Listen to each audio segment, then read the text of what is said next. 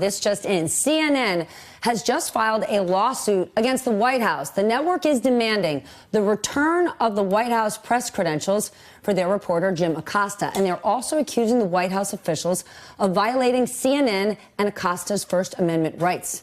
And if you think that's not normal, now Mississippi Senator Cindy Hyde-Smith, she is doubling down, defending her comments after joking about attending a public hanging.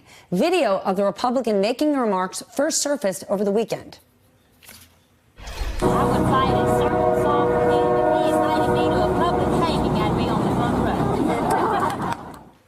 The senator then released this statement, quote, in a comment on November 2nd, I referred to accepting an invitation to a speaking engagement. In referencing the one who invited me, I used an exaggerated expression of regard, and any attempt to turn this into a negative connotation is ridiculous. Reporters, surprise, surprise, pressed her on this yesterday. I put out a statement yesterday, and we stand by the statement, and that's all I'm going to say about it.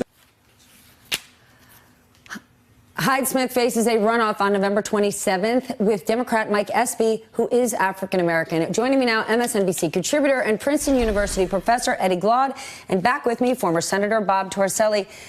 Eddie, there's a lot to go through here. Every day we're trying to figure out, do we follow the most recent, this is unheard of, this is unprecedented, this is crazy. Because when we do, many people say, oh, you're just chasing the most recent shiny distraction.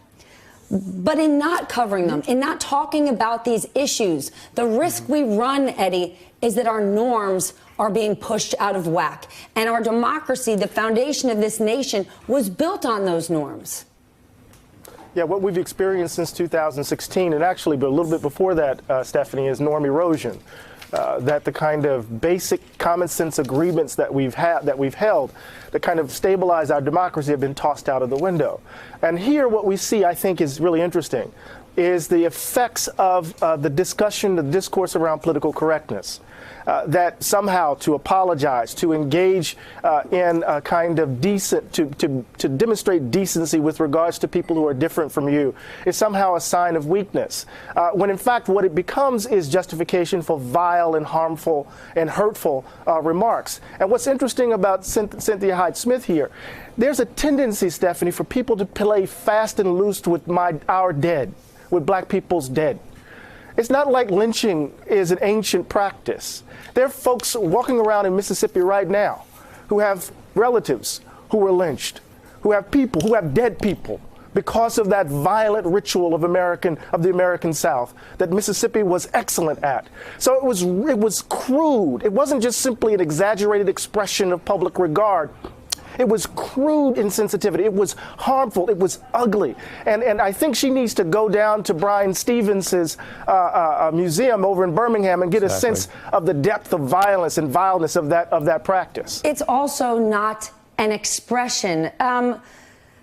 Senator, we're conflating this idea of hyper-political correctness and what is common decency. And what concerns me is she didn't really apologize. She said, don't turn this into something negative, and she brushed it aside. She didn't attempt to apologize. What does it say that she doesn't believe she will pay a political or ethical price? It's as though there's no shame. Well, first of all, she's either, as just suggested, incredibly insensitive, or she's an idiot. My kids would be thrown out of school. My son would be expelled from school if he suggested something like that, or made a joke like that. I've known Mike Espy all my adult life. I served in the House with him. First of all, Mike, I am so sorry that you and your family have to be part of a discussion where someone would have the audacity to raise lynching. I get upset even saying this, while you're trying to serve your country. It is beyond the pale. And I've tried to think as an Italian-American what someone could have said to me that would have been as offensive to me and my family. There isn't anything. There isn't anything. It would like being in a race as a Jewish American and having Holocaust denial. The history of this, there's a wonderful new book out, The Warmth of Another Sun. If there's anyone left in America who doesn't know the history of lynching, hard though it is to believe, the public spectacles, the thousands of people, the people, not grown men lynched, whole families, thousands of people who gathered to celebrate the deaths. You grew up in Mississippi, you want to serve in the United States Senate, and you didn't know this history? It is impossible. Anyway, Mike, I'm sorry you have to endure it. Cindy Wonderful Hyde-Smith guy. may feel no shame, but I shame you, ma'am. I got to ask you about this, Eddie. This story, I didn't want to believe it. It is making headlines, and it is yet another example of the deterioration of norms.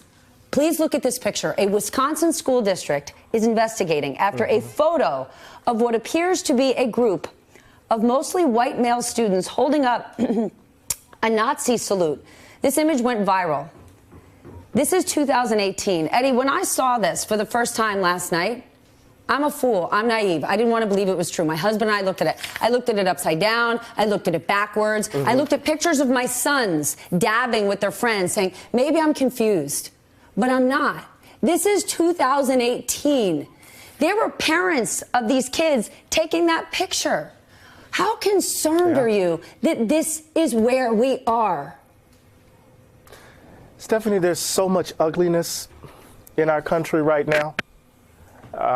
So much disregard for the humanity of others. It begins at the top, but it doesn't start there. He's just an exaggerated indication of the ugliness that's in us.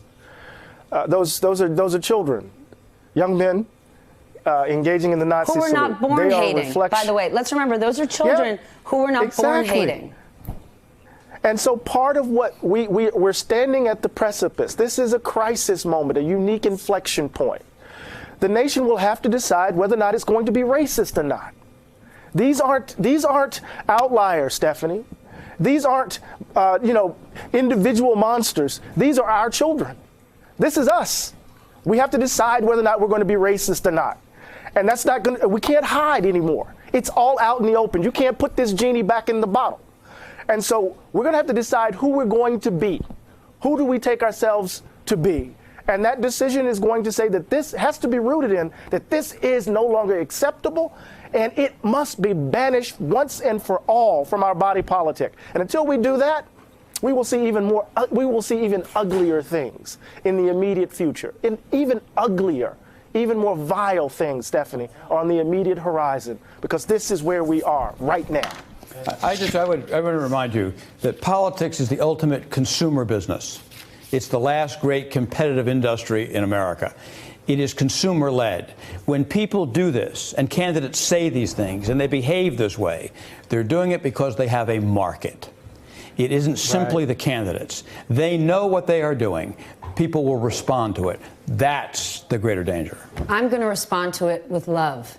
For all those boys in those pictures, in that picture, you're teenagers. You have a chance to be better today, be better tomorrow, and we're going to teach you to do that. And I'm so sorry that your parents or your community and your school didn't, but you have the chance to be great tomorrow, and I believe in you. Hey there, I'm Chris Hayes from MSNBC. Thanks for watching MSNBC on YouTube. If you want to keep up to date with the videos we're putting out, you can click subscribe just below me, or click over on this list to see lots of other great videos.